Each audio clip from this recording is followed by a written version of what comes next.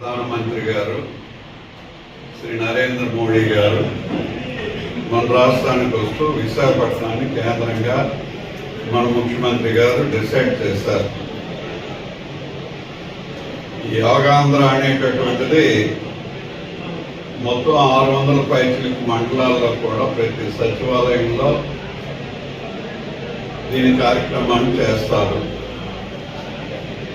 అట్లా 2 కోట్ల పైచిలకు టార్గెట్ పెట్టుకుని అందరూ ప్రాక్టీస్ చేస్తున్నారు.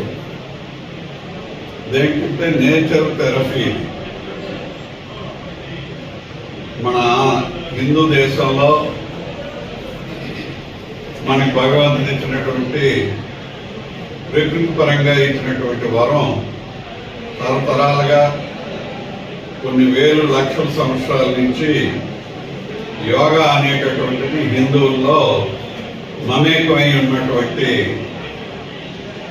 ముఖ్యంగా భారతదేశంలో అన్ని జాతులు విభిన్న మతాలు అందరూ కూడా యోగాలో లాభం పొంది ఉన్నటువంటి వ్యక్తులే కాబట్టి భారతదేశంలో ఇది ప్రాక్టీస్.